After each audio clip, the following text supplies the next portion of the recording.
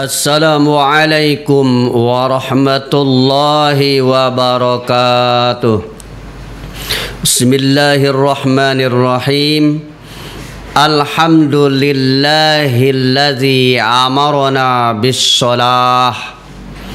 Wassalatu wassalamu ala Rasulillah Sayyidina Muhammadin wa ala alihi wa sahbihi wa man tabi'ahu ila yaumil qiyamah, amma ba'd. Sahabat Brighters yang dirahmati, dimuliakan dan diberkahi oleh Allah Subhanahu wa ta'ala, alhamdulillah, puji dan syukur kita panjatkan ke hadrat Allah Subhanahu wa ta'ala. Salawat serta salam semoga selalu dicurahkan kepada Rasulullah Nabi Muhammad sallallahu alaihi wa alihi wasallam. Ma'asyiral muslimin wal muslimat wal mu'minin wal mu'minat rahimakumullah. Dalam jumpa kita kali ini di acara Kurma Ramadan, kupasan Risalah Ramadan, saya Usman Ibnu Amir ingin menyampaikan tentang suatu tema: lalai jangan asal sholat. Jadi kalimatnya lalai jangan asal sholat. Dalam melaksanakan ibadah sholat, tentunya kita selaku seorang muslim tahu persis bahwa sholat itu adalah bagian dari rukun Islam. Yang kedua, orang muslim, orang mukmin tahu bahwa sholat itu kalau berdasarkan hadis Nabi Muhammad sallallahu alaihi wasallam, beliau bersabda, awwalu ma yuhasabu bihil abdu yaumal qiyamah as-shalah. Amal soleh, amal kebaikan, perbuatan ketaatan yang pertama kali dihisab adalah sholat.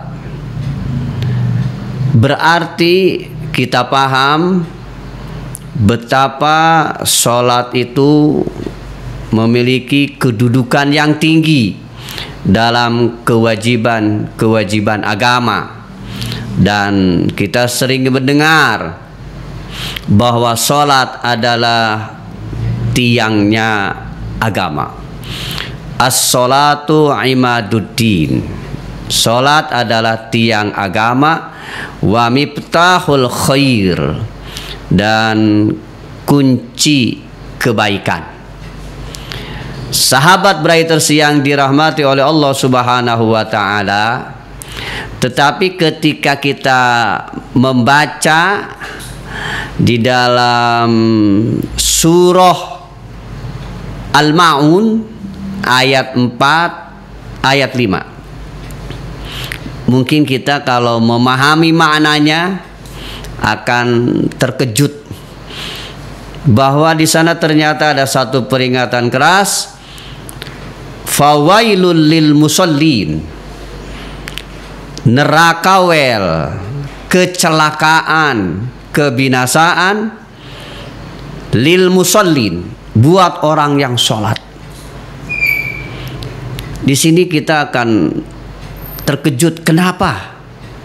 Tanda tanya. Orang yang sholat kok masih diancam dengan neraka wel? Dan jawabannya sudah diberitahu melalui lanjutan ayat yang tadi. Jawabannya adalah kenapa orang yang sholat masih diancam dengan neraka wail, fawailul lil musallin. Jawabannya adalah alladzina hum an salatihim sahun. Orang yang salatnya lalai. Itu ada rahasia penggunaannya, itu kalimatnya bukan fi salatihim tapi an salatihim. Perbedaannya, kalau fi salatihim orang yang di dalam salatnya lalai. Tetapi kalau kalimat an salatihim itu bukan di dalam salat, tetapi tentang salat lalai. Nah, ini diperjelas oleh Atha bin Dinar yang termaktub di dalam tafsir Ibnu Katsir juz yang keempat, karangan Ibnu Katsir.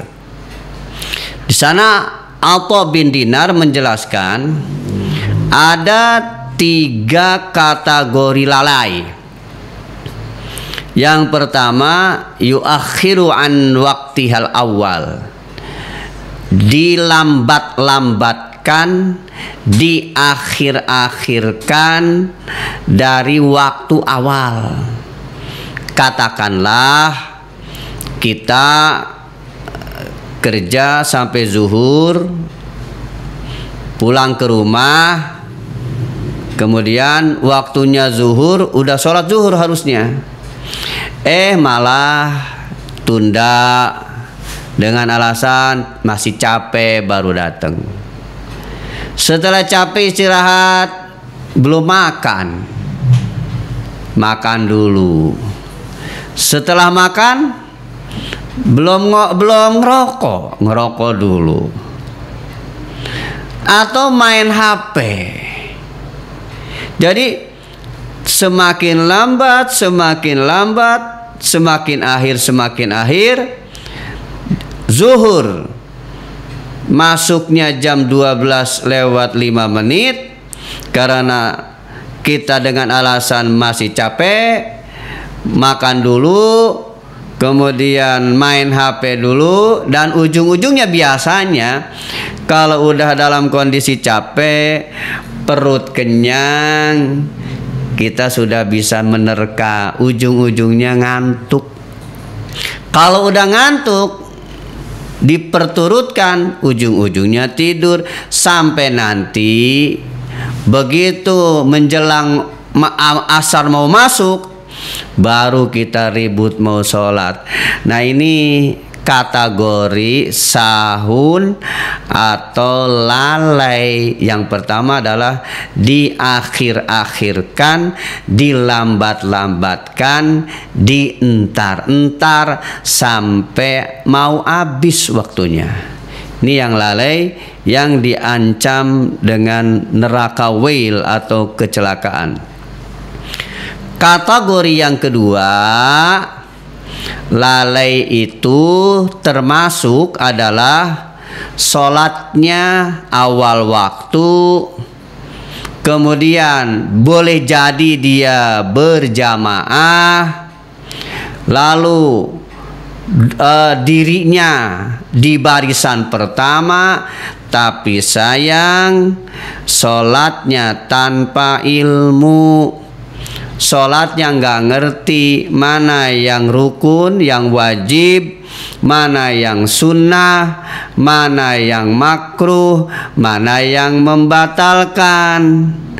Jadi sholatnya ikut-ikutan, ngelihat orang lain aja. Yang penting mah orang lain baca Allahu Akbar takbiratul ihram, dia ikut takbiratul ihram. Orang lain baca Fatihah, dia ikut baca Fatihah. Orang lain ruku, dia ikut ruku. I'tidal, ikut i'tidal. Sujud. Tapi sayang, praktek dari mulai Allahu Akbar pertama sampai Assalamualaikum, dia sama sekali nggak ngerti, nggak bisa membedakan mana yang wajib, mana yang sunnah, bahkan yang wajib dianggap sunnah, yang sunnah dianggap wajib. Satu kasus saya pernah bertanya dan jawabannya sungguh kaget. Ketika ruku saya pernah bertanya ke beberapa teman, kalau ruku baca subhana rabbiyal azimi wa bihamdi, yang baca seperti itu, ada yang baca subhana rabbiyal azimi nggak pakai wa bihamdi, terserah, yang penting intinya baca subhana, tasbihnya itu. Saya bertanya, itu baca subhana rabbiyal azimi sunnah apa wajib? Ada beberapa kawan menjawab wajib. Nah, ini yang saya ambil contoh. Berarti kalau kita tidak ngerti urusan sholat, nggak tahu ilmunya, ini mengakibatkan halnya yang sunnah bisa dianggap wajib, seperti orang menganggap bacaan subhana rabbiyal azimi di waktu ruku atau subhana rabbiyal a'la di waktu sujud itu padahal hukumnya sunnah baca tasbih, tetapi dianggap wajib. Jadi itu namanya sholat tanpa ilmu. Dan sholat tanpa ilmu tentunya para ulama sudah memberikan satu peringatan, hukumnya tidak akan diterima. Di dalam kitab Zubad kalau tidak salah, karangan Ibnu Ruslan, disebutkan itu pakulluman bi ghairi ilmin ya'malu amaluhu la tuqbalu mardudatun la tuqbalu. Setiap orang yang melakukan amal soleh bi ghairi ilmin, tanpa ilmu, sholat nggak tahu ilmunya, puasa nggak tahu ilmunya, mardudatun la tuqbalu, ditolak, tidak diterima ibadahnya, termasuk sholat yang tanpa ilmu. Dan sholat tanpa ilmu menurut Atha bin Dinar di dalam tafsir Ibnu Katsir disebutkan itu bagian kategori lalai yang kedua. Yang ketiga, lalai yang ketiga adalah tidak memahami, merenungi kandungan hikmah yang ada dalam sholat. Dan ini berujung kepada sholatnya tidak ada efek, tidak ada hasil.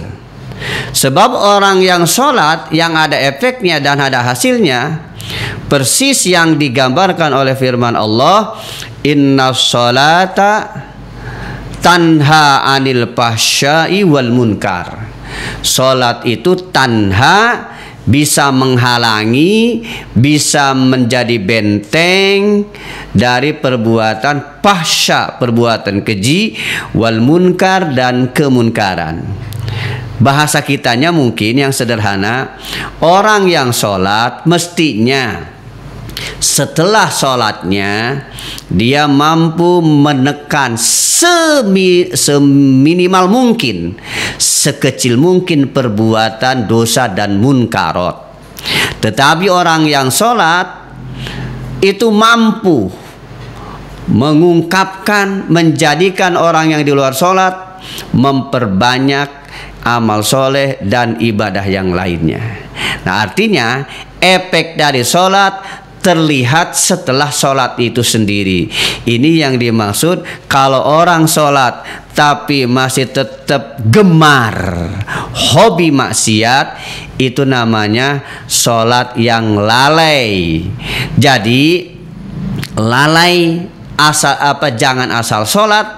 Tema yang kita bahas pada hari ini adalah, yuk mari ketika kita sholat, sholatnya jangan terkena peringatan yang tadi, asal-asal sholat. Sholatnya asal-asalan, Yang pertama dientar-entar, yang kedua sholat tanpa ilmu, yang ketiga tidak ada efek sama sekali.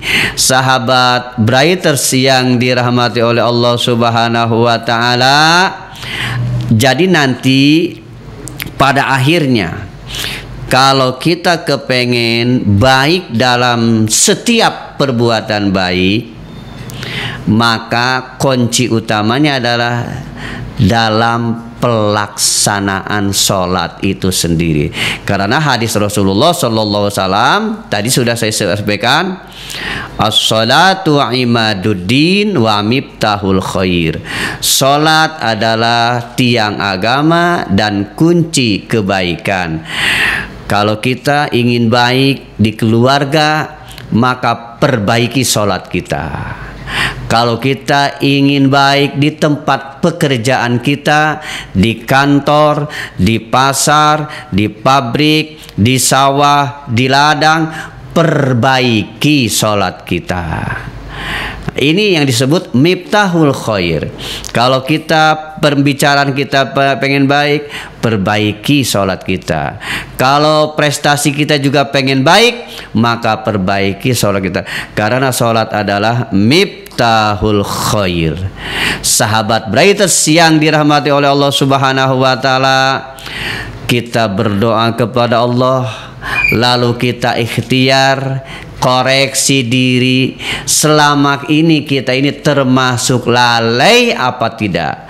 Apakah lalai dalam waktu, lalai dalam masalah ilmu, atau lalai dalam masalah aplikasi hikmah dari sholat yang kita lakukan? Mudah-mudahan kita diberikan taufik dan hidayah, kekuatan zahir dan batin, sehingga kita bisa melaksanakan perintah Allah yang namanya sholat ini dengan sebaik-baiknya, di awal waktu berjamaah sesuai dengan ilmunya, dan bisa memberikan efek positif, efek yang bagus, ada asar, ada buah, ada hasil dari sholat sendiri, yaitu kebaikan dalam kehidupan kita. Terima kasih atas segala perhatiannya. Mohon maaf atas segala kekurangannya. Wallahul muwaffiq ila aqwamit thoriq. Wassalamualaikum warahmatullahi wabarakatuh.